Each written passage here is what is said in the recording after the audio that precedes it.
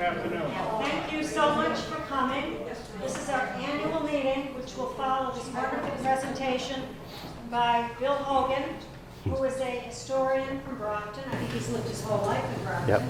He's a student of history. And about a year ago, he joined our board, so we're really happy to have him on board. And I was going to ask what? Silence. Yes, very important. I just did mine. If everybody would silence their phones, we would really appreciate it. Thank you very much. Me too. And I hope you enjoy the program about D.W. Field Park in Brockton, North Bridgewater. Okay. Thank you. I'd just like to start out first. I did this last year. I'm not sure if they're planning on me doing this annually at our annual meeting. I forget what we talked about last year. I think just the history of Brockton in general. So if you were here last time, I think a lot of them were. You look a lot of familiar faces. And I don't really have a script. I have some notes over there, and whatever pops up on the screen I talk about. How many people are from Brockton here? So most of us, and just about everybody's familiar with D.W. Field Park in some way? Okay. And so we're just going to have fun with this, like we did with the park. And we'll go, what happened to me last night, and it's part of the course, I made a couple copies of the slideshow because I knew I'd lose one. And the best one is sitting in my computer at my house in Brockton. So I'm not sure what's on this one. It'll have a lot, but the other one was a work of art. So just bear with me, and I hope you have fun. This is cool because I just thought of it myself. I used to coach baseball forever, and I was always constantly walking around with a bat. And so I looked for a pointer, and now I don't need this pointer for quite a while, but I'm going to walk around with it. And I feel comfortable with something in my hand. So D.W. Field Park is in, some of it's in Avon, some of it is in Brockton, a little bit more in Brockton because it goes all the way over to Pleasant Street. And most of the work done on Fields Park was done between 1925 and the late 1930s when they finished up the golf course. But what we're going to do is I'm just going to show you some nice photos of the park. Then we're going to go into, so as it pops up, we'll change subjects. So if we can go to the next slide. We have to readjust each photo also. It is on the National Register of Historic Places. That's not the plaque. That just happens to be a nice plaque I found on Big Images. And that was in 2000, I believe. Yep. That was registered on November 24th, 2000. We have quite a few, probably 16, 17 places in Brockton registered on the National Registry of Historic Places, and Fields Park is one of them. Okay, next photo. This is a nice aerial photo. It's not mine. I'm afraid of heights. And it's from, I guess, the drones. So we're getting some beautiful photos. The top photo is the Avon Reservoir. And then the bigger lake, it's actually in two sections, is Waldo Lake. And that was the last pond built. That was built in 1930. As a kid, I would have thought that was the first one because it's in the middle, but it was actually the last pond that was constructed. The top photo of the Avon Reservoir, that was about 1882, late 1800s.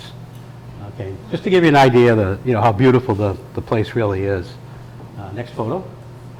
This is just a side view of Waldo Lake here. Keep going. Yeah.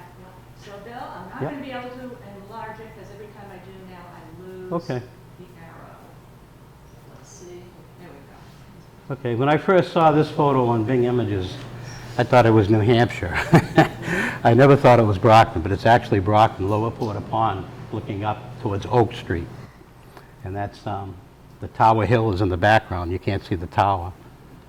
And even the way things are today, I might as well point it out.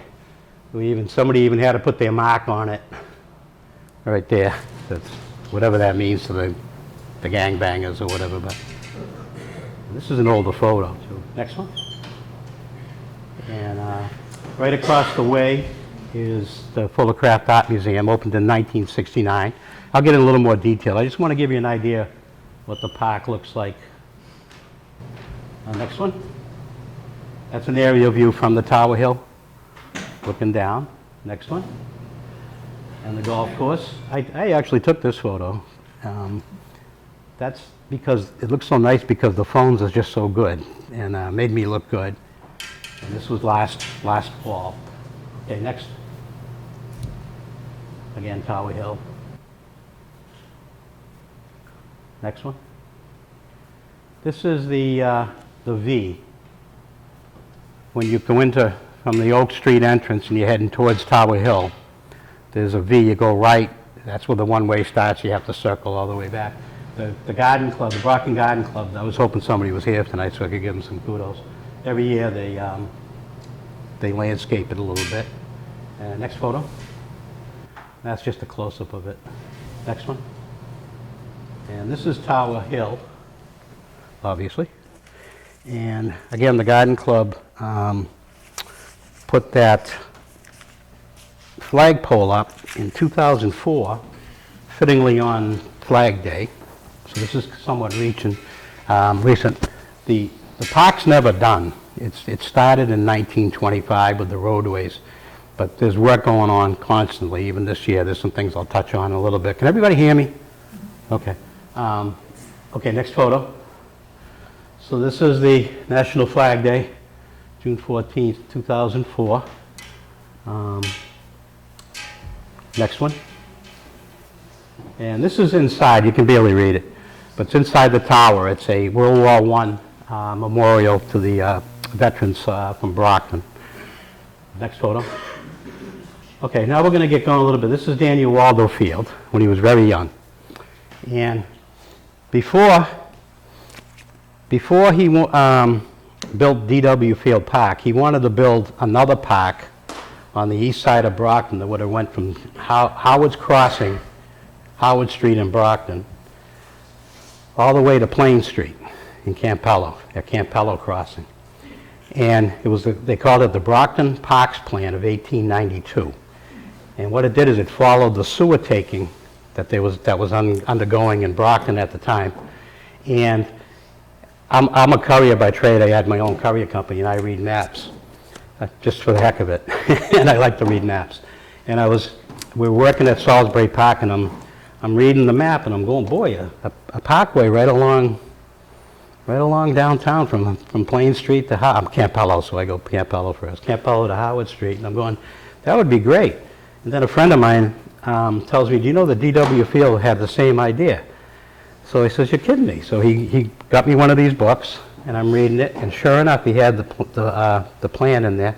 And not only did he have the plan, my plan wasn't just close, it was right on. Scott on, I mean, within a foot of where the parks were going to go and the ponds were going to go. It was exactly just by reading a map. And I'm going to show you some of the familiarities. The park is actually being built. The city doesn't know it, but they're building it. They renovated O'Donnell's Playground. They're doing the pool over. They've done Tuca's Playground over. They've done the Buckley Playground over. They're actually building it. I don't think anybody knows that they're doing it, but they're actually building the parkway. We'll get to it each photo. Next photo. So this one is very young. He was consulting with Olmsted. I think it's Frederick Law Olmsted. He lived to about 1903, 1905. So between 1892 and 1905, he would have been dealing with Mr. Olmsted. After that, he would have been dealing with his sons, Charles and Frederick Jr. I have copies of the correspondence going back and forth from Mr. Field and the Olmsted people. And then I have correspondence between the Olmsted people in their office that was probably not meant to get out into the public. And they're commenting on Mr. Field's plan for DW Field Park. And all they keep saying is it's not very good, and back and forth. I can't believe he's doing this. Then I hate to say it, but he goes, he likes to get $1 million for $10, and he owes us this. He paid up. But it was funny reading, especially the part, it's not a very good plan.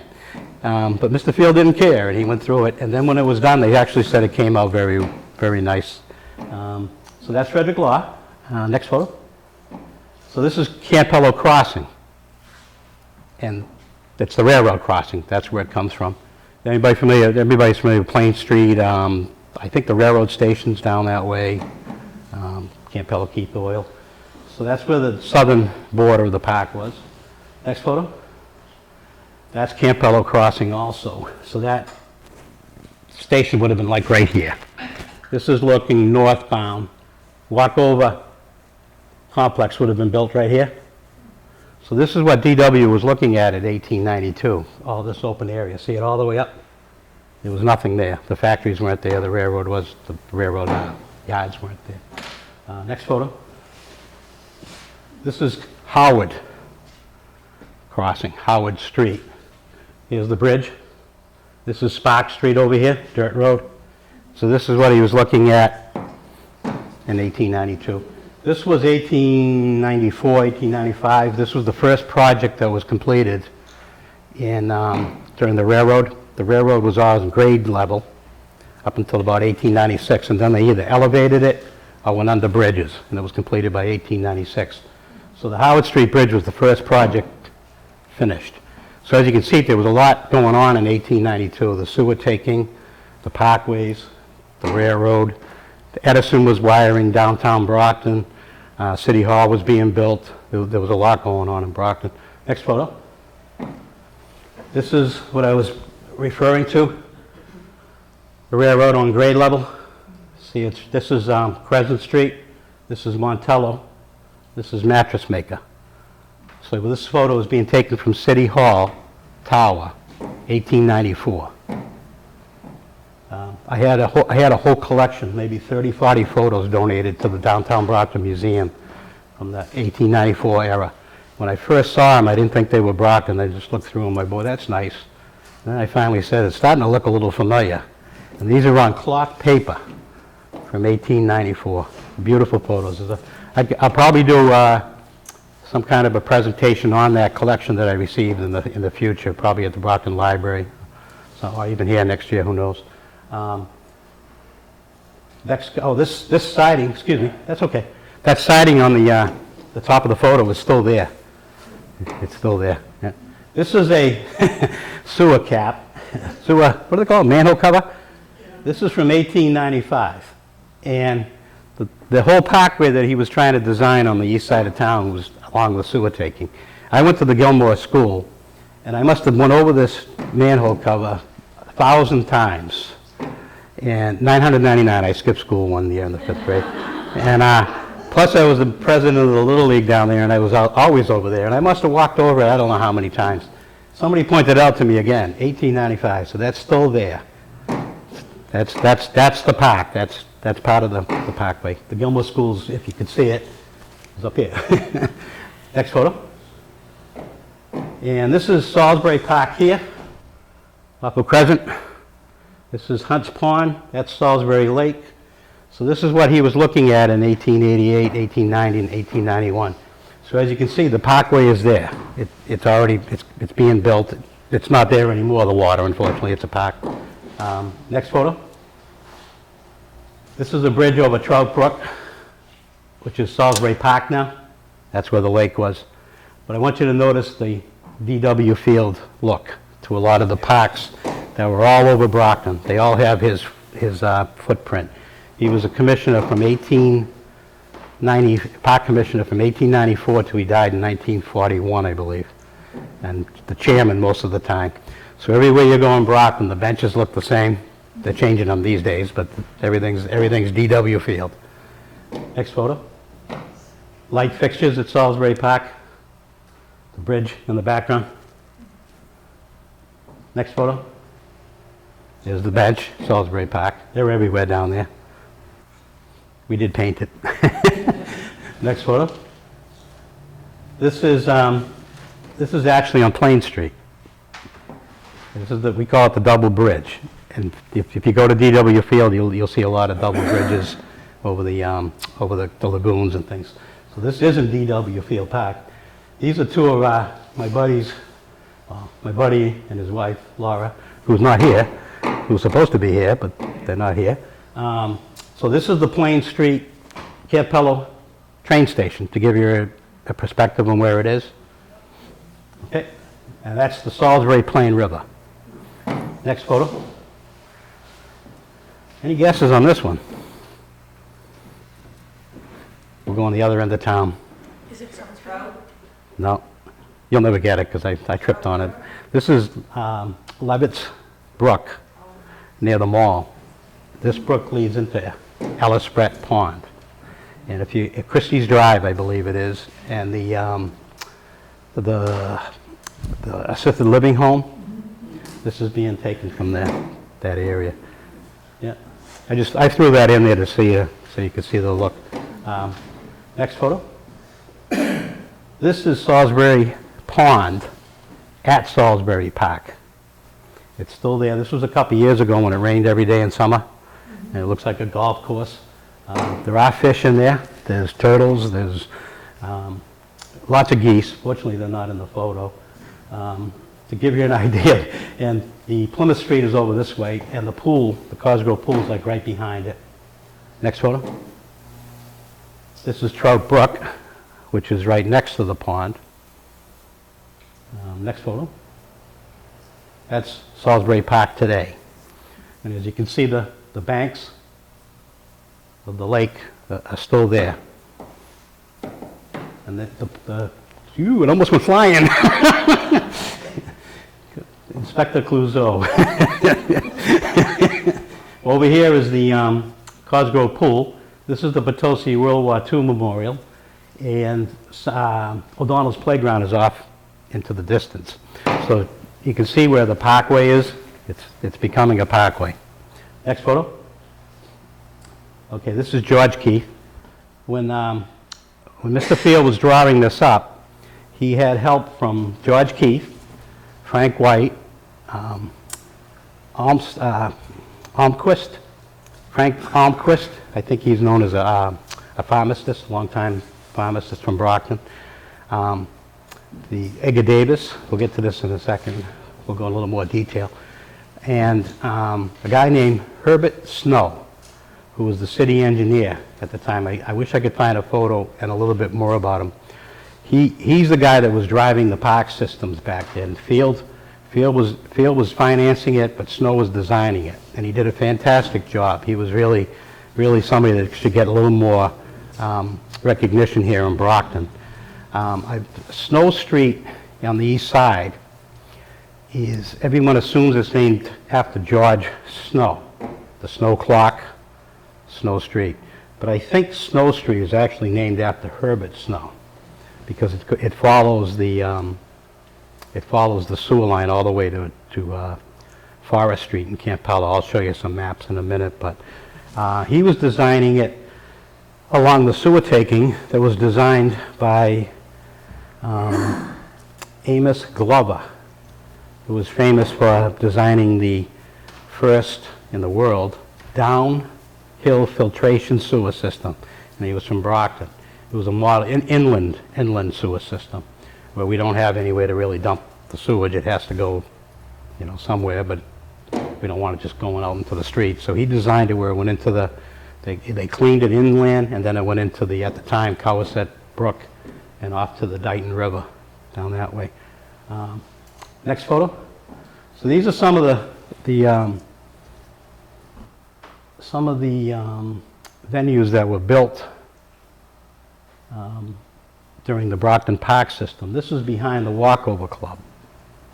And this is opening day, 1914.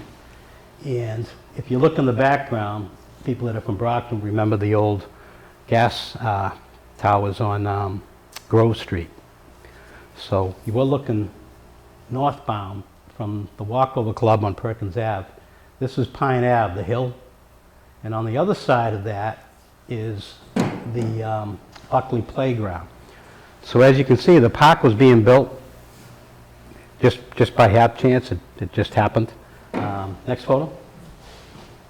This is Keith Park on Plain Street and Main. Next photo. That's my mom. And I want to recreate this. She says she'll go down and have a picture taken, but she's not hopping up on the. I know. Well, she was a style. She was a style. This is 1954. She had just graduated from high school. And next photo. And this is her and her mother at Keith Park. Yeah. And it just broke. I think the park was built in the 40s or 50s, so it was basically brand new, the Keith Park. Next photo. This is Edgar Davis. Edgar Davis made and gave away like 3 or 4 fortunes. He wrote a $1 million check in 1928, I believe, to start the Pilgrim Foundation, which is still going. It's at Westgate Mall, I believe. But he wrote a $1 million check. Here you go. And off it went. He's the one that donated the money to build the Campello and the Montello pools. Next photo. This is the Campello pool. So remember, this Campello pool was right near the Walkover Club along the Salisbury Brook. So I'm just trying to tie the parkway in together where it was actually getting built. This was probably 1920s. Next photo. This is the Montello pool. So this is near Howard Street. So now you have the bookends of Brockton. You have the Montello pool near Howard Street, and you have the Campello pool near Plain Street. Next photo. This is the baby pool, we called it, at the Campello pool. Next photo. This is a plan to build a public park on Main Street. This is before Keith Park, and it was in the area of Supreme Donuts on Main Street. And I don't remember it. I don't see any photos of it, but I did find some correspondence between the Olmsted people who were designing it and Mr. Davis, and that he wasn't very happy with some of the work. So the park might have been built, and it really would have been, it's right where the, let's see if we get it on the photo. Next photo. Yeah, the Supreme Donut in Campello. That's where it was. It had to have been built or we wouldn't have been complaining, I guess, but I have never found a photo of it. Next photo. This is Lauren Puffer, Dr. Lauren Puffer, who happened to be past president of the Old Bridgewater Historical Society, Mary. Yeah, I think he lived over here in Bridgewater. And he donated land for Puffer Playground, which is on Teal Street, River Street. That was built. Next photo. And there's a little description about it. I was hoping it was a little bigger, we could read it. But he was a very generous man. And after the lecture, if you want to ask me any questions, I can answer a little more in detail if you have any questions. Next photo. Another venue that was eventually built, the Cosgrove Pool at Salisbury Park. Next photo. This is O'Donnell Playground on Center Street. This is also 1894. That was a minor league complex, and 4 or 5 minor league teams actually shared the complex. The Brockton Shoemakers, the Brockton Bees, and actually Quincy Shipbuilders came over here. And approximately, from my research, 40 to 50% of the kids that played there in the minor leagues went on to major league careers. One of them that was a manager is William Henry Gunner-McGonigal, who invented the catcher's mitt in 1875. He was from Avon, then Brockton. And he was catching a game at Harvard, And back then, they didn't wear gloves. They just went out and played. But he was generally a pitcher, and all of a sudden they put him behind the plate, and he's getting his hands beat up. So he looked over, and they were laying some brick down at Harvard University. He went over and borrowed a pair of bricklayer's gloves and got credit for inventing the catcher's mitt. That was in 1875. In 1890, he went on to manage the Brooklyn Bridegrooms. And the Brooklyn Bridegrooms were called such because half the team decided to get married in the same year. And so they changed the name to the Brooklyn Bridegrooms. The Brooklyn Bridegrooms became the Dodgers, eventually. They had to go to L.A. To this day, Gunnar McGonigal has the highest winning percentage of any Dodger manager. And I say that because I don't know what's happened in the last 4 or 5 years, so maybe they've been winning like crazy. But up and say 5 years ago, he was the highest percentage winner, and he still got fired. He was the first manager to win consecutive pennants in 2 different leagues. One in the American League, the Dodgers went over to the National League, and he won again, 1889 and 1890. So interesting stuff. Next photo. Oh, I wanted to talk on the door. I'm sorry. Can you go back? Yes. Okay. As you can see, there's stands up on each side. It actually had a capacity of 2,600 people at O'Donnell's Playground. Now, O'Donnell's is still there. Now it's a soccer complex. But if you look here, that's the park. Right? I mean, that's O'Donnell's. But right over here is where Salisbury Lake is. So as you can see, the park's just, it's happening, or it was happening. This is also from City Hall Tower. This is part of that collection that I mentioned earlier. Next photo. This is a little history of McGonigal. His plaque was at Campanelli Stadium. What happened was they had changed ownership a few years ago. So the city grabbed the plaque, and it's now at City Hall Plaza. It's at City Hall Plaza. I like it there because it's right on the spot where he owned the saloon. Right?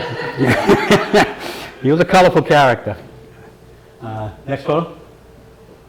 This is a little out of order, but this is the plans for the Montello and Campello pool. And it's the exact same pool. It was brother, sister, or whatever you want to call it. It's the exact same pool.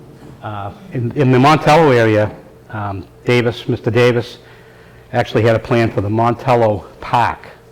He had tennis courts, gardens, bathhouse.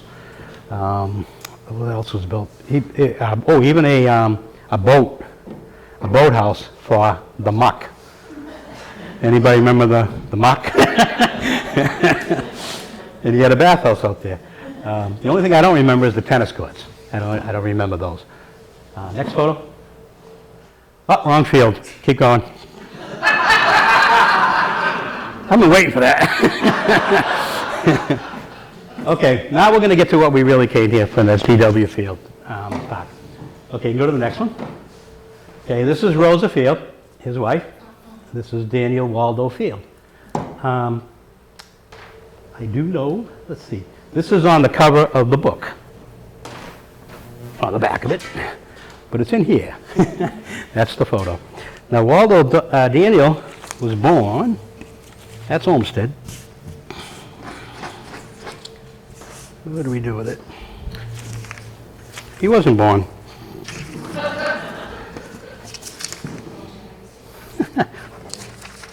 Remember that line in the Wizard of Oz? You got to start at the beginning. You know, hey, what's this? I have these all in line. Okay, Mr. Field was born on February 18th, 1856, and he died April 30th, 1944. So his anniversary of his death's coming up next Sunday, I think. And his wife was born... Bill, yep. Can you speak up? We missed everything you said because the blower's on. Oh, okay. Mr. Field was born on February 18th, 1856, and he died on April 30th, 1944. His wife, Rosa, was born on April 6th, 1854, and died on January 25th, 1935. So Mr. Field outlived him. He lived a long life. and lived a very long life. They were married on October 28, 1879, which ironically is the same year he went into business. And so he took the plunge that year. He did well on both affairs. He did marry again, and there's not much information on it, but he married Lula Stewart, and he was with her until he passed away. Okay, next photo. That's the information right there. This is on his gravestone. He's buried Pearl Street, Melrose Cemetery on Pearl Street. Yeah, and it's a simple. It's not a big mausoleum or anything. It's just like the way he lived. He had all kinds of money, but he lived rather what's the word? Moderately. Yeah. Next photo. This is a close-up of Rosa. We're designing a Rosa Field Garden Trail in Brockton, and we named it after her. It just seemed to fit. I actually got the idea because where Rosa and Mr. Field lived was where the Harbor One Bank is on the corner of Oak and North Main Street. I'll show you that in a second. And they landscape rather extensively anyway. And so what we did is we just started designing the Rosa Field Garden Trail. And the garden trail is designed where we don't actually go out and plant marigolds or daisies or anything. We hope that people pick up on themselves and do planting. The snow clock's going to be planted next week, 2 weeks, and some other things, City Hall Plaza. So we have some stops. We'll go into that later, but that's the Rosa Field Garden Trail we're designing. Next photo. Daniel Waldo later in life. Next photo. That's him earlier, midlife. Next. That's his mother, Howes, Mary Howes, Field, obviously. Next photo. And his father, William. The Field family goes all the way back to William the Conqueror. It's quite a story. Yeah, that's not William the Conqueror. Next photo.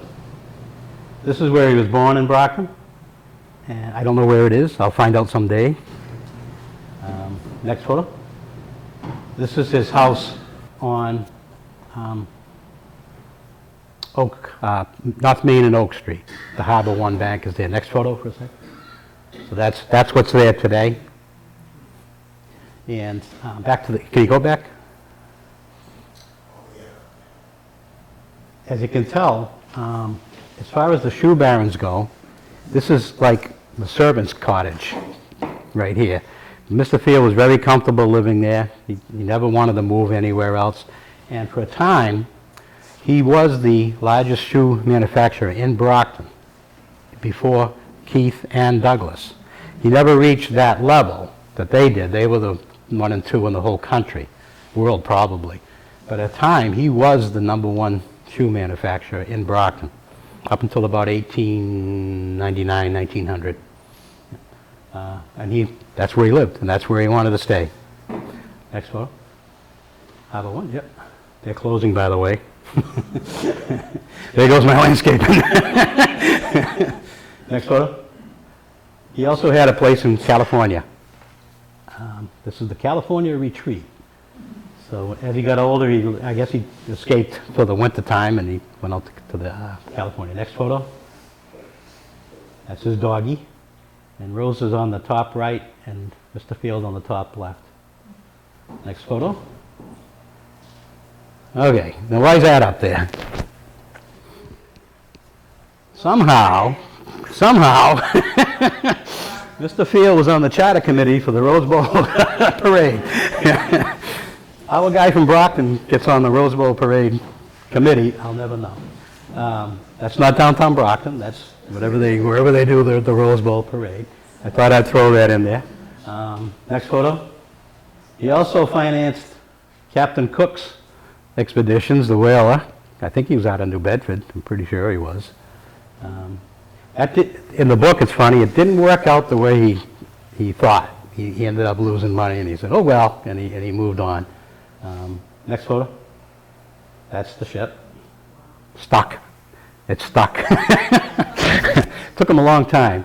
There was a mutiny, and some of them ended up in prison, and it was ugly. And it's in the book. I'm not going to go into it too much, but that's the whale. Next photo. This is his brother. I don't know which one's which. It says the Field brothers. One's Fred, one's Daniel. I'm not sure which. Next photo. His brother Fred owned Dutchland Farms, if anybody remembers Dutchland Farms. They were on Battle Street. And this stone wall is still there, right along here. And I vaguely remember the building down there. And they became Howard Johnson's eventually. Howard Johnson's bought them, and they eliminated the Dutchland brand. Next photo. This is what's there today. Crown it's a cleaning company, I believe. And linens, yeah. And the irony of this too is they landscape very extensively too. I haven't talked to them yet, but I'm going to add them onto the Rosefield Garden Trail. It's really, whether you need anything cleaned or not, I don't know, but it's worth taking a ride in there and taking a look. It's really nice. Next photo. This is before he made his money in shoes. He was Mr. Field was a farmer, and this is on his farm. This is after kind of getting beat up. So the windmill. This is probably just east of the golf course, if you know where the D.W. Field golf course is. Next photo. And believe it or not, the windmill in the back, that's right next to it, the land right next to it, the old Waltz's farm. Yeah, they had their own windmill over there. That's probably Mrs. Walsh, I'm assuming. Next photo. This is the barns, the cow barns on his farm. Next photo. That's the cows in the cow barn. Next photo. This one I like. Look at the name. Creamella. That was his top cow. Next photo. And this is his factory on, this is Emerson Ave, right here, coming off of North Main. It's still there. I didn't know this till recently, but he actually bought Emerson Shoe, and that's why the street's named Emerson Shoe. He also was the original owner of Montello Heel, which is still there and still making heels. Next photo. This is one of those photos from that collection I talked about earlier. This is from the Montello station looking up at his factory, 1894. So you can see he was pretty well established by 1894. And his father owned all this land before D.W. did. And they were going into the shoe business, so he actually gave the Old Colony Railroad the land to build the train station and the rail yards, so that he would have a place to ship his shoes from. So he was a generous guy, but he was a great businessman. He made money. He knew how to do it. Next photo.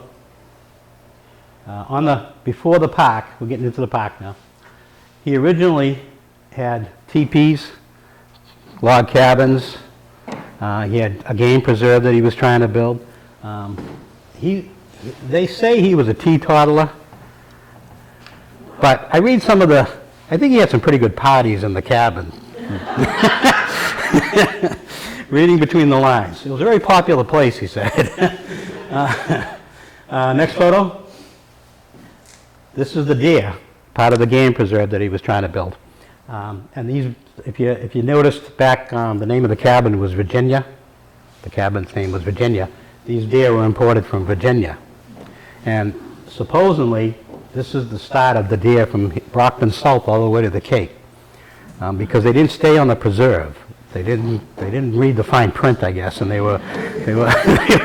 moved around.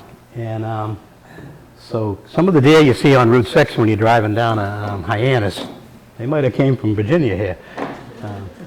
Next photo. And this is also the preserve. The funny part about this in the book, I got a lot of these photos from the D.W. Field Park book. I have a couple over here. They mention the sheep, but unless I'm seeing something, isn't there a bird right there? There's no mention of it. I don't know what kind of bird it is. Guinea hen? That's a big rooster. I'm thinking a guinea hen, but I really don't know. I know the guinea hens didn't work because the hawks were picking them off. He actually tried peacocks. That didn't work. And he had some pheasant. Pheasant worked a little bit. Next photo. The neck might be long enough. You think so, peacock? Could be, yeah. The book doesn't even acknowledge the bird. I didn't know if I don't drink, so I don't know what was, I'm looking at it, I go, wasn't there a bird there? Next photo. Okay, there was houses inside the park. There's a couple left on Oak Street that are still there. I don't know where this one was, but that was inside the park. Next photo. And back to Mr. Field. He was very generous. He gave money to the Wales Home for Aged Women that was on North Main and East Main Street. The Brockton Hospital. For years, the nursing cottage, the nursing school was named the Rosa Field Cottage. I have heard that they had taken it down. I don't want to look into it because I'll get upset, so I will eventually. The Howard Home for the Aged Men. I think that was on the Brockton Hospital complex also. The visiting nurses. For a while that was on Battle Street also, so you can see the north side connection throughout it. I'm not sure what the Brockton Family Welfare Association is. Next, okay, the Catholic Charities, the Red Cross. He was big into the Boy Scouts, Girl Scouts, Young Men's Christian Association. Young Men's Hebrew Association, Brockton High School Scholarship, which I think is still there. I'm pretty sure, at least it was when I was in school. That was a while ago, but they did have the D.W. Field scholarship. And he donated to all the churches in Brockton. It says 17. So he gave to every single one of them. And maintenance of D.W. Field. Okay, next photo. This is the Wales Home on North Main. Just to give you an idea, it's still there. I'm not sure what it is, but it's still there. Next photo. This is the original Wales Home. It's on East Main. It's basically right across the street from the larger complex. This is Wayne Nye's photo. East Bridgewater historian, Mary. These are his photos. Next photo. This is the Brockton Hospital. So as you can see, it says the Wales Ward here. Douglas Women's Ward, and it doesn't. I don't see the cottage, but it might have been like right here, towards the administration building. Next photo. I do have these postcards too, by the way. That's a close-up. Next photo. This is the old Brockton Hospital. A lot of the Brocktonians, George Keith gave a lot of money to it, William Douglas gave a lot of money to it. Basically, all the Shoe Barons gave something to the Brockton Hospital. D.W. Field, obviously. Next photo. Okay, this is Main Street and school.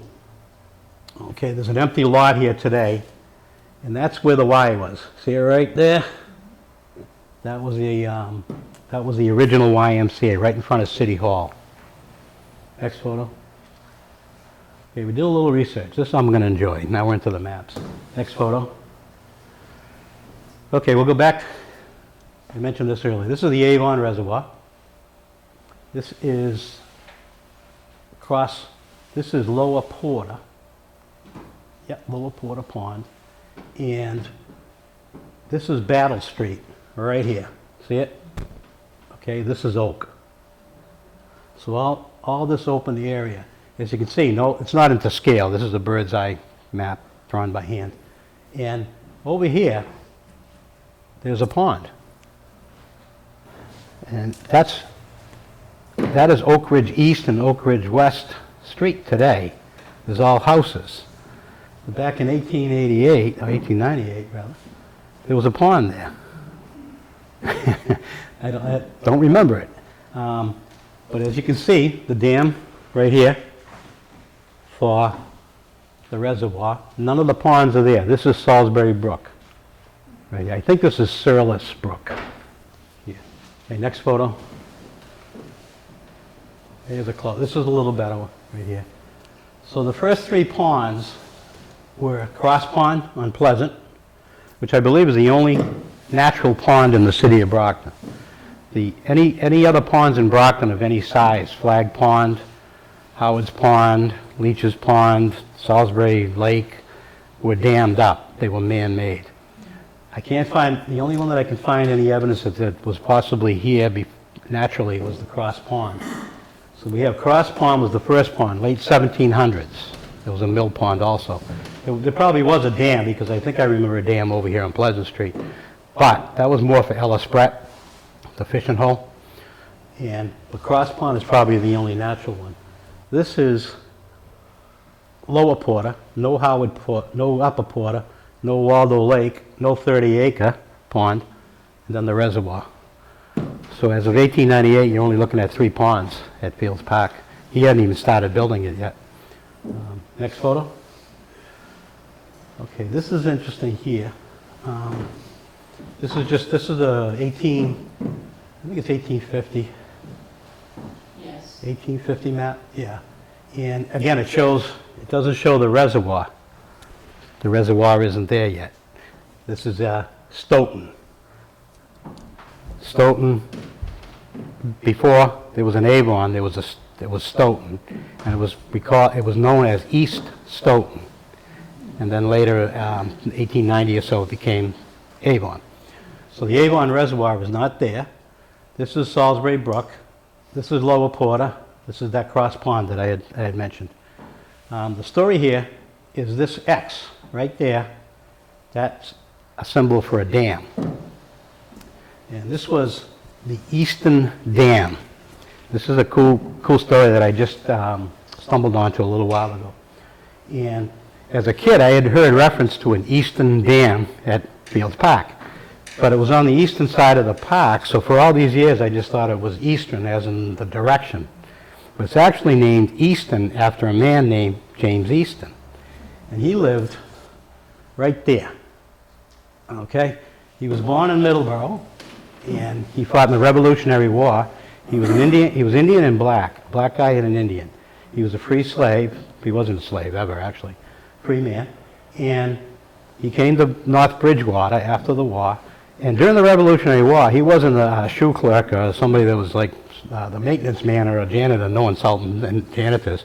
But he was some heavy-duty fighting in Boston in the Revolutionary War. And he moved to North Bridgewater, and he set up a blacksmith shop, and he built the dam. So, I'm sure it's changed a little bit, the Lower Porter Pond, but actually the dam, that pond was built by James Easton, Lower Porter Pond. And the funny part, no, it's not funny, it's just he had a lot of gumption. I like to use that word, gumption. We credit his family in being one of the first people to participating in a sit-in, because he bought some pews at the First Parish Church, and he was right out front.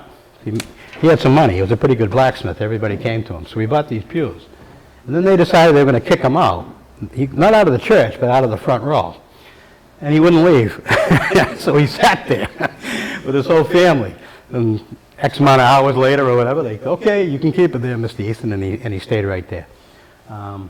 His family, his son, married a Packard. Coincidentally, Easton lived right here, and the Packards lived right here. So I think he just looked out the back window someday and met her, and he ended up marrying her. He was a doctor. The family still lives on Colonial Bell Drive, the Easton family, 5 generations later. Well, we have a Downtown Brockton Museum history group, and we're planning some things in Brockton. One of them is to highlight Mr. Easton's Revolutionary War service and get a plaque, some kind of a memorial for him at Lower Porter Pond, right at the dam, and also to give a little history of his blacksmith shop.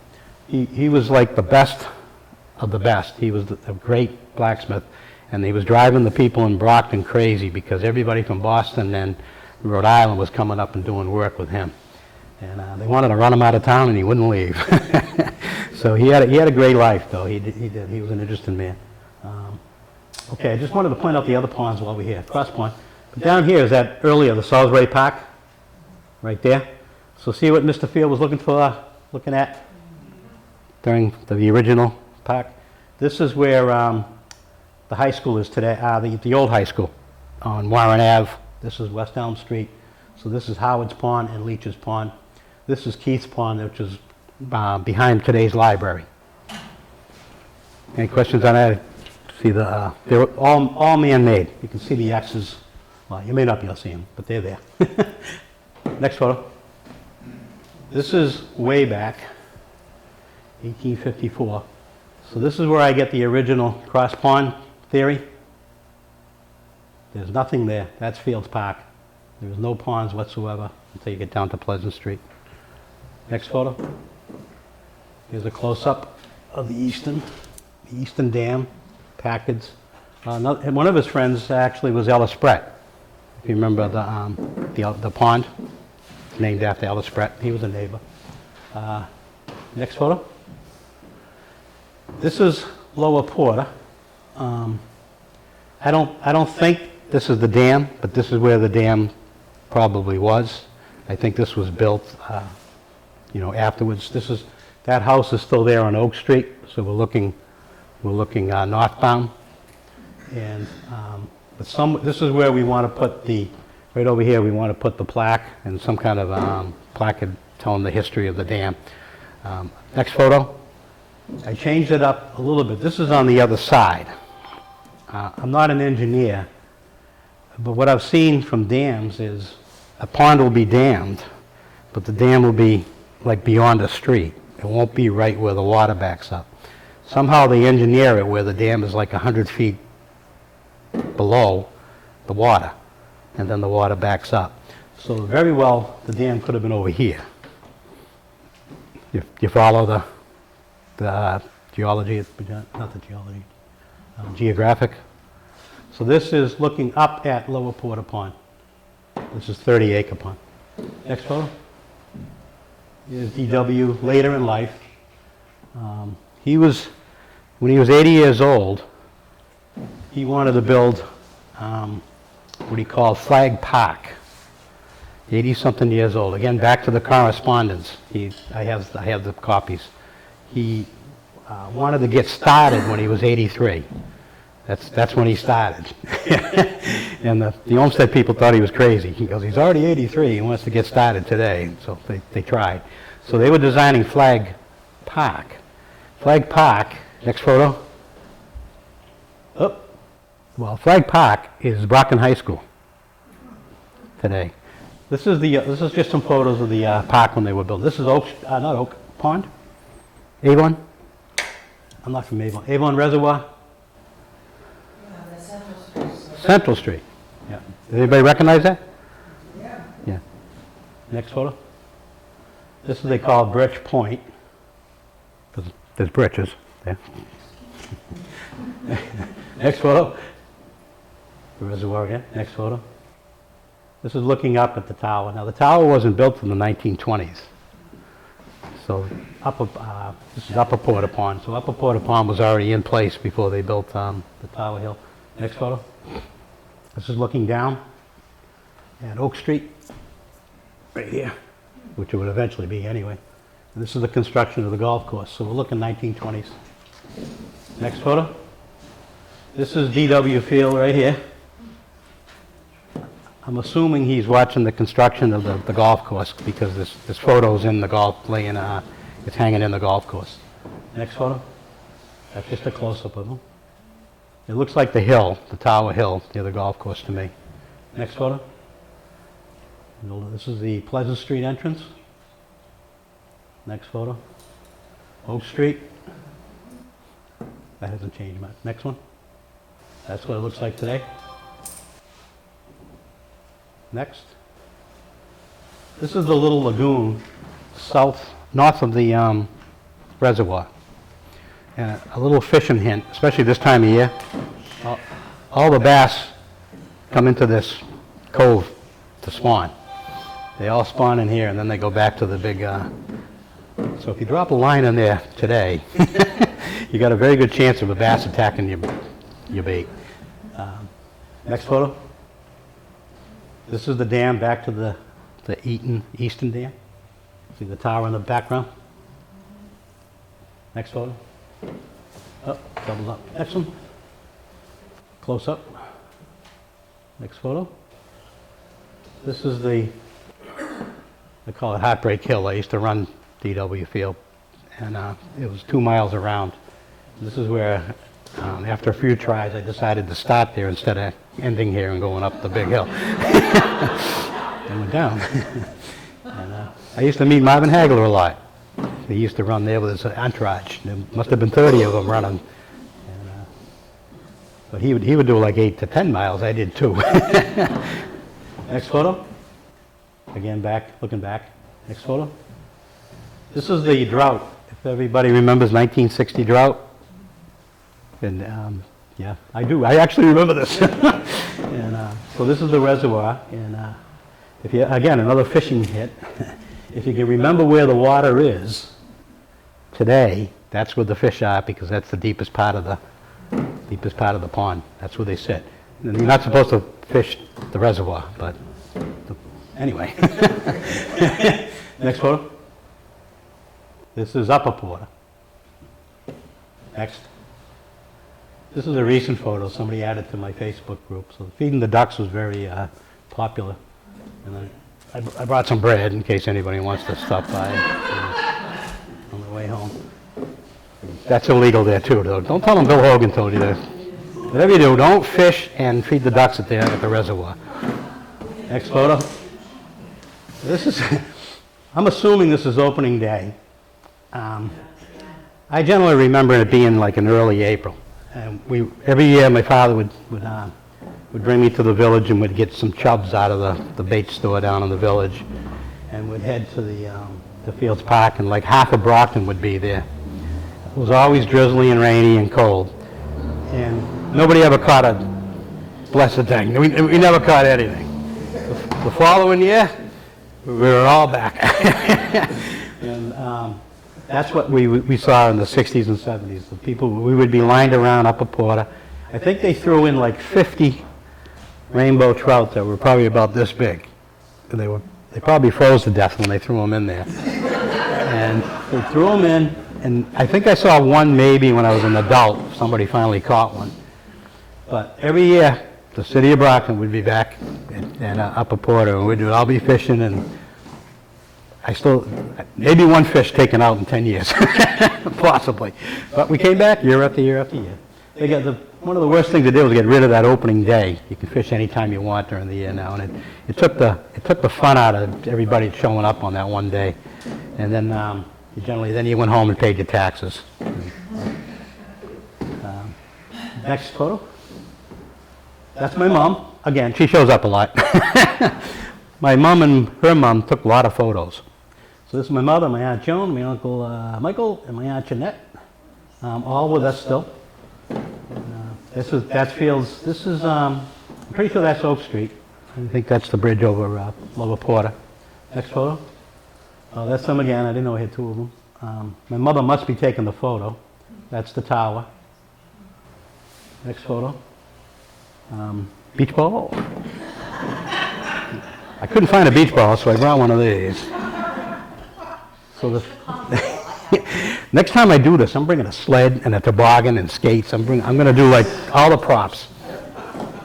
I thought about that at 3 o'clock in the morning last night. Next photo. This is Ellis Pratt swimming hole we had at one time. This was fed by Salisbury Brook and Levitt Brook. I mentioned that earlier. And Levitt Brook goes through the Westgate Mall today. And anytime it rains heavily, it floods in front of the Westgate lanes and the old bocce club. And that's because there's a brook under the Westgate Drive. And it's not a little brook, it's a pretty good sized brook. So anytime you get more than an inch or two, don't go down Westgate Drive from Pleasant Street. This is, I remember this, I think it closed, I think they filled it in the 70s, around 1970. and it was quite a place. Unfortunately, it was one of those things that it couldn't clean itself. Wollaston Beach ran into this in Quincy. It's an inland beach, and the tide wouldn't come in and just recharge the water all the time. So what virtually happened to Ellis Spread, if we didn't get any rain, it was the same water sitting there every day. And being a pond, chlorine was kind of frowned on and that kind of thing. So there was really no way of recharging it, and it became very, very popular. People were coming from all over Boston, everywhere, Randolph, and so they ended up closing it. The shame is that they just let it go, and it filled in. It's not even a pond anymore. Next photo. This is a buddy of mine, Richard Caldwell. I don't know if he's a Brockton historian, passed away a little bit. That's him. And this is Ellis Brett and his mom and his 2 brothers. Next photo. This is some of the lifeguards at the bathhouse. Alice Hogan is the one that donated the photo. She just passed away a little while ago. Do you remember Alice? Yeah. No relations. We did know each other. My fathers worked together. Next photo. Somewhere out there, and this is another road trip for the Brockton History Group, there's a memorial, Veterans Memorial, to the sailors lost at sea, 1865. During the Civil War. Yeah. So this was erected in 1941, but Civil War sailors. So somewhere on the grounds of the Ellis Brett picnic area, this plaque is, and I'm going to find it. Next photo. This is Ellis Brett, obviously. See the old bathhouse? Make note of this. I do remember that, and then the diving area was over there. Next photo. I don't remember this at all. It does say Ellis Brett. I don't remember a slide. I don't remember the bathhouse like that. I think that's the ice house. It could have been the ice house? Yeah. This foundation is there behind the diving board. Okay, yeah. So, road trip, we're going to be down there soon. The Brockton History Group has road trips like every weekend somewhere. This is our road trip today. Good thing we're inside too. Next photo. This was 30 Acre Pond. This was also very popular. We don't get winters like we used to. Back then, the ice would be this thick, and it was safe to go out there. I generally don't like the city sometimes when they restrict what you can do in Brockton, let people live. But I'm kind of on their side nowadays with the way the ice is. So this is kind of a lost. I don't know if we'll ever see this again like that at 30 Acre. Next photo. And of course this, we all still have bruises probably if you went to this. I don't remember one clean trip ever going down that hill. it was rocks everywhere, but back up the hill. Next photo. This is the dam again. Next photo. The DW. They have some nice photos here of the clubhouse. I think that was built in 1927, and they've extended it down this way. It's going to be redone to the original color. I think it was like a greenish blue. You can see it right here. And they're going to redo that this year. So the roof is kind of beat up. Next photo. Another double bridge. I'm not sure if that's Waldo Lake or 30 Acres. I haven't quite figured that one out. Next photo. Okay, this is the before and after. This is looking down towards Oak Street at the golf course. And next photo. This is what it looks like today. So it hasn't changed. Golfers will know this hole. They all know it's probably the 7th hole. Ironically, DW Field, if I have it right, most golf courses have the front 9 and the back 9. DW has the front 7 and the back 11. And I'm not a golfer. And when I went the last time, I'm getting older, I did what I thought was the front 9. But I only did the front 7. I thought I was halfway through. And then on the back 11, I thought we just kept, I don't know where we were. I thought we were in Florida. We just kept on playing holes, and we kept on getting farther away. And I don't think I played the last two. I didn't play the first five. Next photo. All right, next photo. Everybody remember the Parkway?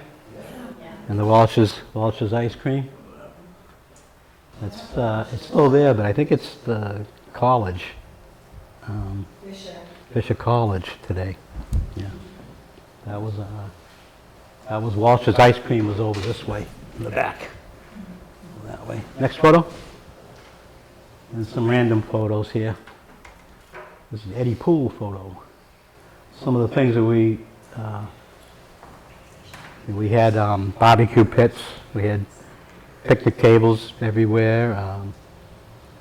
Looks like they're fishing. Next photo. Those are still there. These are near Waldo Lake, and they're still being used. Where did I get that? Some good stuff. Keep going. Next photo, brother. Again, back to that one. Next photo. This is the slide rock.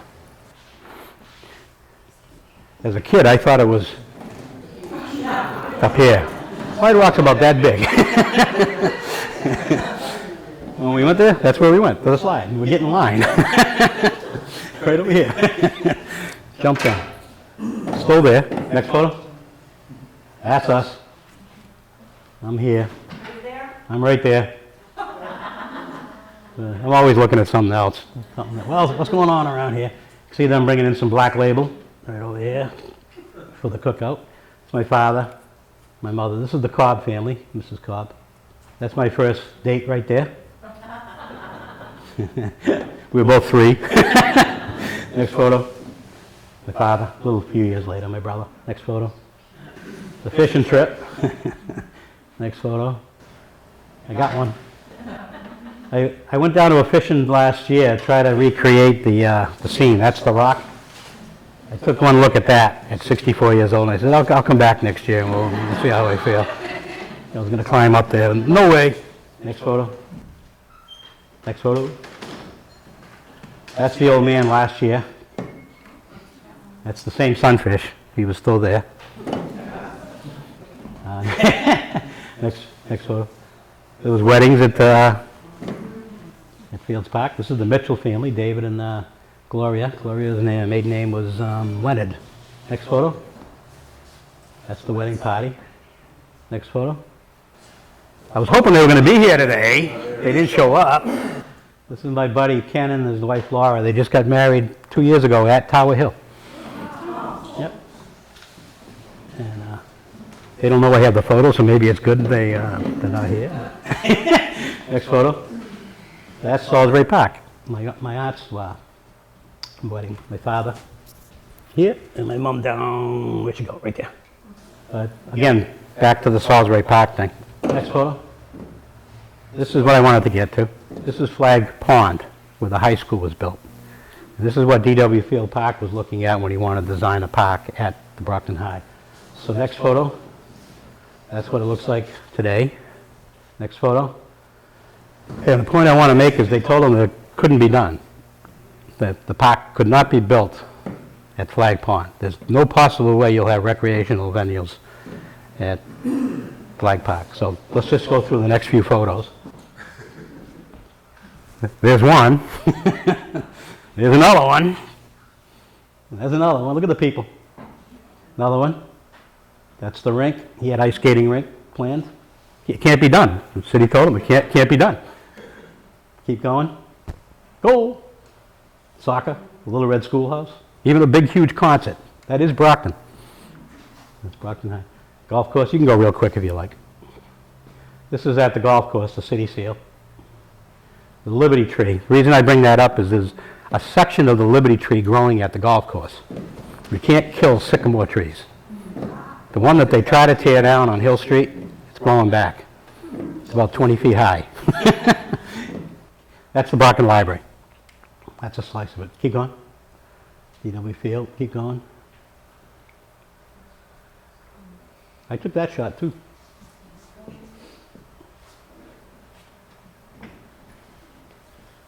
That's the Walsh's farm area. The WPA built that that stone wall in the 1930s. All right, Mary's yelling at me over there silently. You want me to take some questions, or maybe, yeah. DW. Yeah, just keep going through it. I could talk about DW Field Park forever. Yeah. You work on the east side of Rocket. Yeah. You didn't mention the east side pool at all. Yeah, I did. That was old. Yeah, no, well, I mentioned the Cosgrove pool. I mentioned the Cosgrove pool. Oh, Yeah. yeah, but this is different. Yeah, the east side pool is where the fire station is today. Yep. That was no bigger than this room. Thousand kids would show up. Yeah. Well, they didn't, I was there opening day for the Cosgrove pool in 1966. Nobody knew what to do. We went from that little thing that was as big as this to this 50-meter pool. And a diving area and everything else. Oh, the submarines. Back to the, go back one. Go back one? Yeah. When we were older, well, when we were young, we fed the ducks. We had a good time there. When we were older, the ladies were always asking me to go to Fields Park and watch the submarine races. So, we didn't know what happened to the submarines, but it showed up on Legion Parkway one day with Captain Kent Goodwin here. He was the captain. And so that's that story. This is Fields Park. Lots of chipmunks up there these days. And oh, you think I'm kidding, huh? One more. That's Fields Park. They grabbed 2 of them out of there. Yep. 2 of them. Yeah. Oh, we didn't find any giraffes. But we do have giant rabbits and giant cardinals. A lot going on up there. I wanted to, I like to put a positive spin on the park. It's a beautiful place. They have Tower Fest every Columbus Day weekend. But next month, May 20th, I think it's a Saturday, could be a Sunday, we're going to have an event up there, a bird watching event at Tower Hill. So everybody's welcome. I'm going to talk to the DW Field Park Association, see if they'll open up the tower. So if you can write that down, May 20th, pretty sure that weekend anyway, we'll be up there. I have my binoculars. OBHS, this organization is having a graveyard tour on that day. It's at the old graveyard next to Central Cemetery in East Bridgewater. It's part of celebrating the 200th anniversary of the town of East Bridgewater. Is that a Saturday or a Sunday? It's on Sunday. A Sunday. Saturday. We'll- Sunday is your bird watching. No, we're doing it Sunday. It's a Sunday. So it might be the 21st then, yeah. It's definitely a Sunday. Okay. Yeah. So go to both. I will. Okay, so we ran out of time. This is Ellis Brett today. That's the last one. Yeah. Well, I hope you enjoyed it.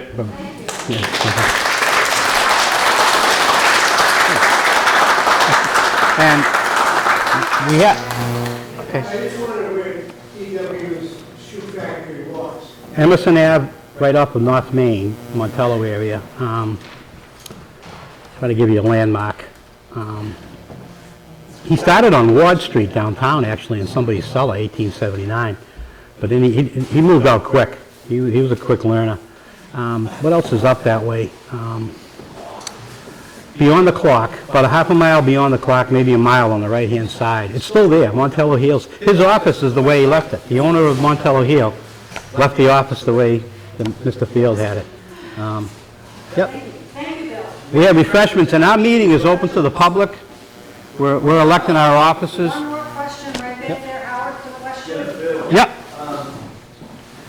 I didn't get the date of when the tower was built. I'm just going to guess around 1928. Yeah. And I remember it not be open for a long time. Years. If you were out in that room, it does open for Yeah. event or so. Yeah. We're working on that first, that 21st that I mentioned. We designed what we call the Brockton West Shares Brockton Heights Family Day, Tourism Day. And that's because the Historical Society in Brockton's open that day, the Fire Museum's open that day, Fuller Crafts open that day. The Stone Farm Reservation area is open on the 3rd Sunday of every month. So what we're trying to do is get the tower open on the 3rd Sunday of every month. we can volunteer, we have volunteers that will be, One more and, thing, I really enjoyed your presentation of Mhm. what Brock and Lucy look like. Yep. And also, you know, a lot of people, I think, misunderstand beauty club and you just go like Newton Street or Pleasant Street or Yeah. Belmont Street, but what you demonstrated some recent photos, how much Yep. recreation Oh, yeah. opportunities there are in Brock and a lot of Every- people yeah. don't know about it. It's really beautiful. Oh, it's everywhere, Houses yeah. in particular. Up until last year, we had 4 golf courses. We have 3 now. What's a city like the size of Brockton doing with 3 golf courses? And Work at Coney Lake. yeah, Tony Lee's a beautiful private course. Brockton Country Club was built by George Keith, 9 holes. But the DW is considered the best private, publicly owned golf course in the state. It's beautiful, yeah. Thank you.